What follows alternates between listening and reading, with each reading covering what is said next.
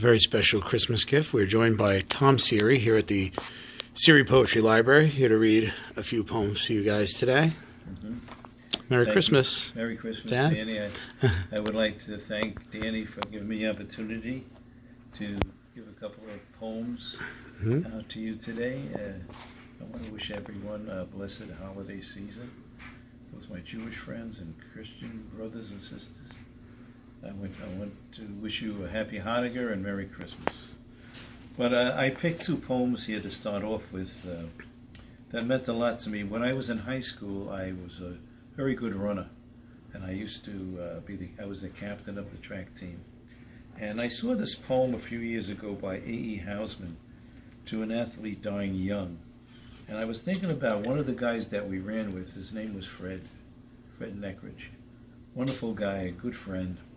And he got pneumonia, and it went very fast throughout his whole system, and it caused him to be put into a hospital.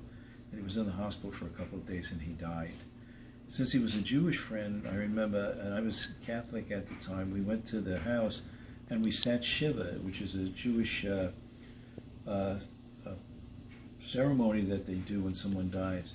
But I thought of this poem, years later I read this poem in, To an Athlete Dying Young. He was about 17 years old. We were all around the same age.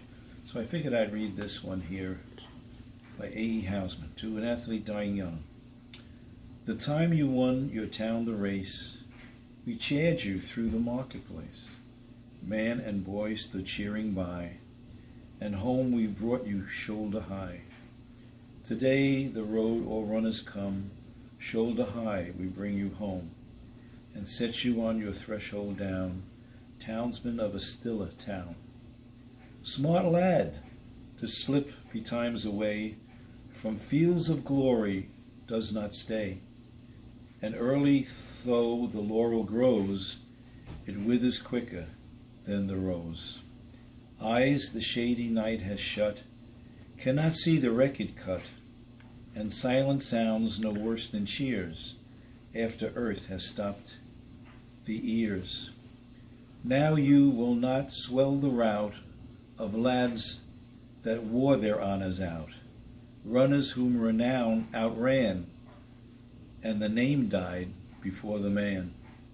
So set before its echoes fade, the fleet foot on the sill of shade, and hold to the low lintel up the still defended challenge cup. And round the early laureled head will flock to gaze the strengthless dead, and find unwithered on its curls a garland briefer than a girl's. So this poem was really meant a lot to me reading this. And there's a couple of verses and words in here that I thought were very interesting. But the one that really got to me was how you could be good at something and then not good after a while, whether it is through age or through infirmity. And he is saying to this crowd, and when thinking of this young athlete who died, he's saying, you did well. You were a smart lad, it says, because you slipped betimes away from the fields of glory that do not stay. And early though the laurel grows, it withers quicker than a rose. Yeah. Fame comes, but it goes very quickly. You know? And I like this one that says, now you will not swell the rout of lads who wore their honors out, runners whom renown outran, and the name died before the man. How many people can we say in life that we've seen? How many people where their honors died before they died, whether they did something or maybe they died beforehand. They outran, the name died before the man. In other words, their reputation came to something really low before the man transpired. So I thought it was a very interesting poem. Yeah. It all happened around the same time. A friend of mine had passed away, Fred, a wonderful young guy.